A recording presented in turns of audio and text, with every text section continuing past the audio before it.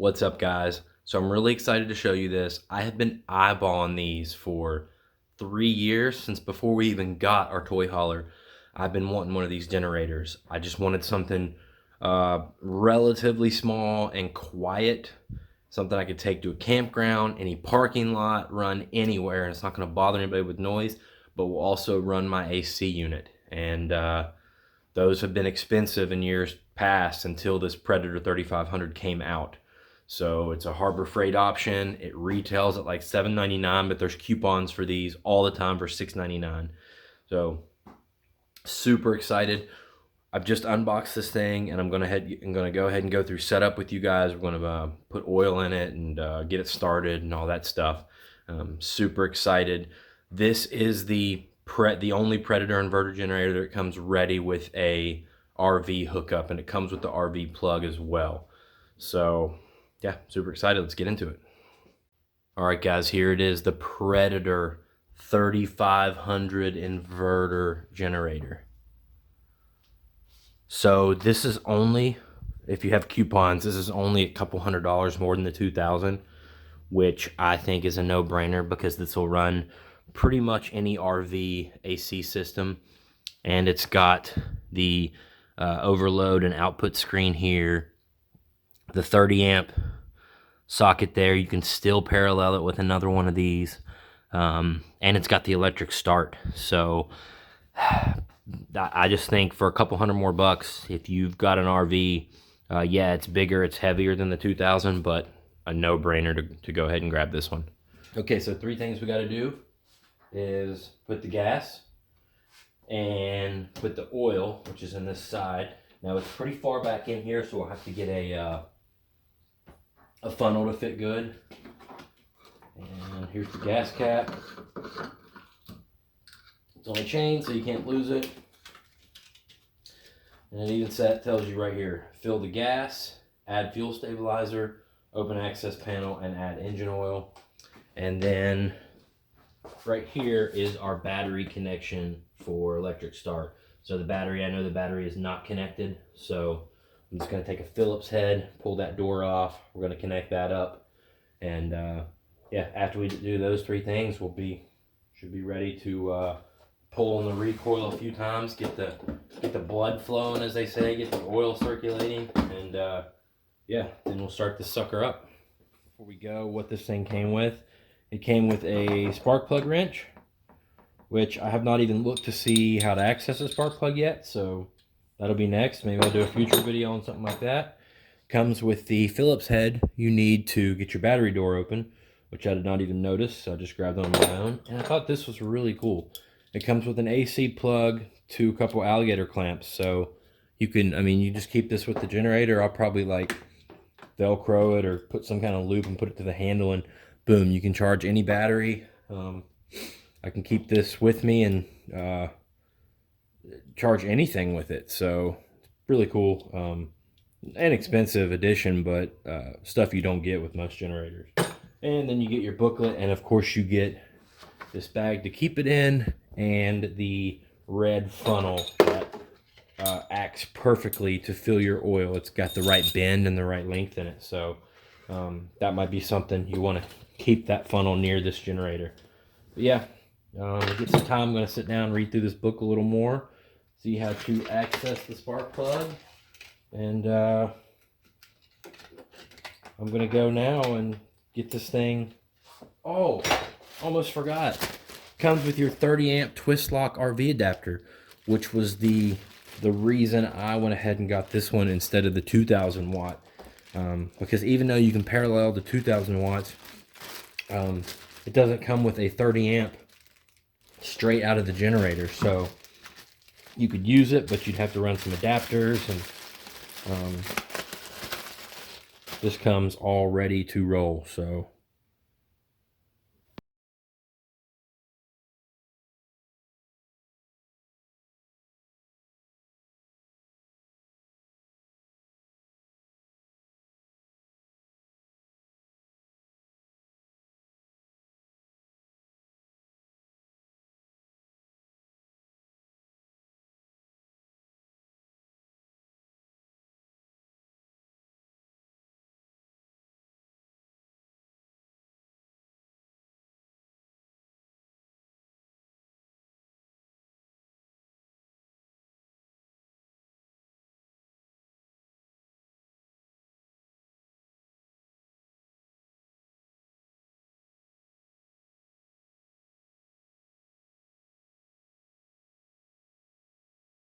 If you're in a hurry, you can actually pull out this fuel filter, and it's also got a fuel level gauge on there. But if you're not in a hurry and you're pouring it in there, you just have to pour it slow, or it's going to want to overflow, as mine did on me. You can pull that out of there and pour it in if you're 100% sure you have you know, clean gas with no debris in there or whatever. So luckily, Predator supplies this filter, or this oil fill funnel, that fits right in here perfect. So I'm going to go ahead and fill that up with some 1030 oil right now.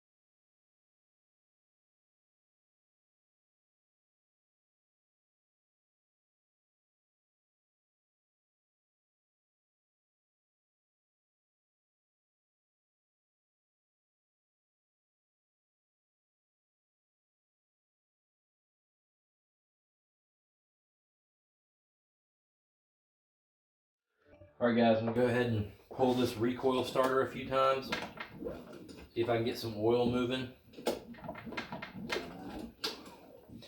Now, I want to tell you guys, don't do what I did with the oil. I got out the booklet and looked at the capacity for the oil, and it said 20 ounces. I measured out 20 and poured it in, and it seemed like it was way too much. It wouldn't all go in there. It was overflowing, and even though there was nothing reading on the dipstick before, and I pulled the recoil starter once and a little bit shot out, and I played with it a little bit more and got the dipstick to read on high, so I'm going to go with that, thinking it should probably puke out anything extra that it doesn't need. But yeah, so pour in a little at a time and check your dipstick. Don't just try to pour in the capacity like I did, like I do on dirt bikes. So now I'm just pulling the recoil starter.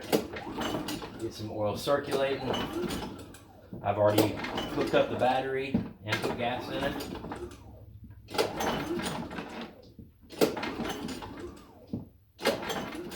Now, as far as oil guys, you can run about any 10W30 oil you want. I ran the Maxima break-in because it's 2 times zinc, and I just had it laying around. I needed to get rid of it anyway, so I'll run this for a few hours and then change it with some regular stuff. But the double zinc formula is just more protective for a fresh motor or a freshly rebuilt motor, so that's why I use that, if you were wondering.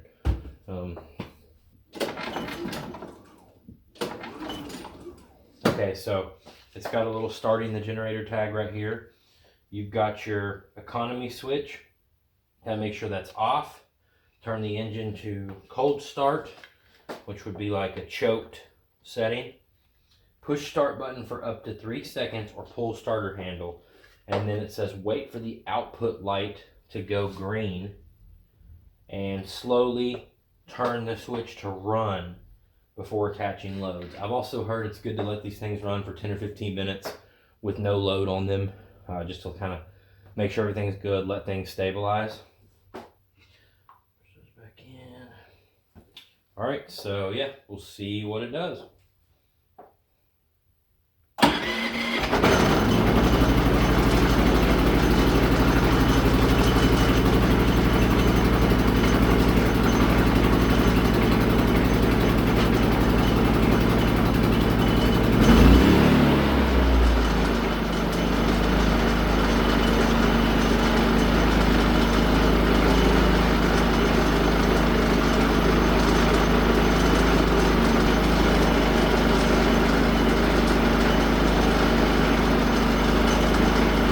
I love how it's got the integrated hour meter. I think that is fantastic. I plan on doing some more reviews after this thing has 500, 1,000, however many hours we get on it. See how long we can last out of it.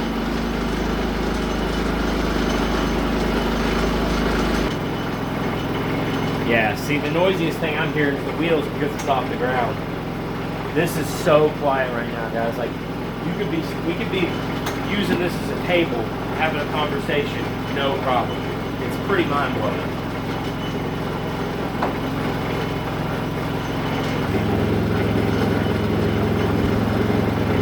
Give you guys a little tour here while it's warming up.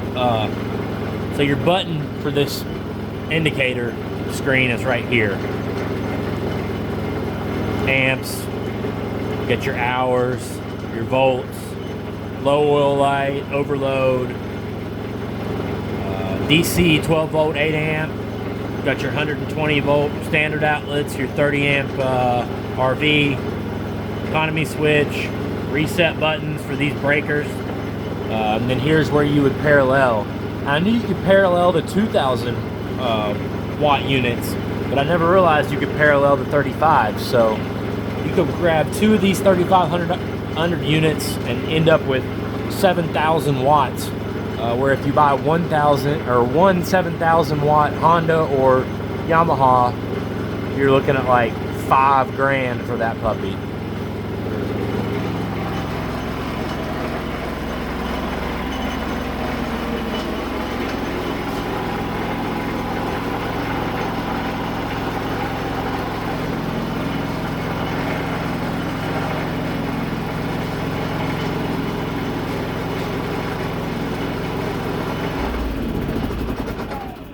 That and turn it off. Okay guys, what I'd like to know is, let's say the battery's dead or something's up with the electric start, how easy does it recoil? I think I can just turn on run since it's already warm.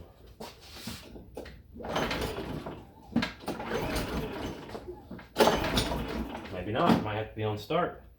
Different than other generators I've used. Okay, so one pull, drop it, run, good to go. See if you can hear the difference going from economy mode to regular mode.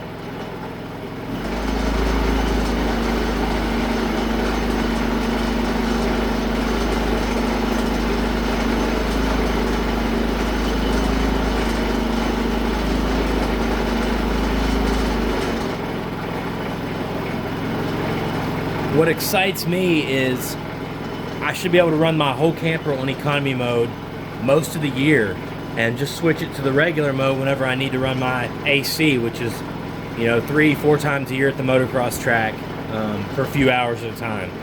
So that's exciting. I don't remember exact specs, but I think this thing will run for like 11 hours on economy mode or something like that with a full tank of gas. So that's pretty awesome.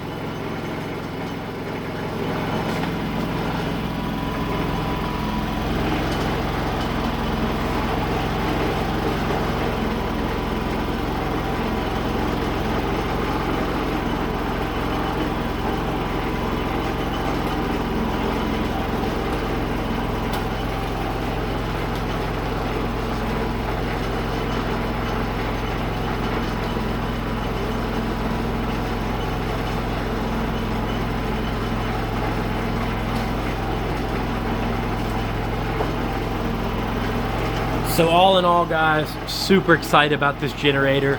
Only thing I may have an issue with is lifting it by myself.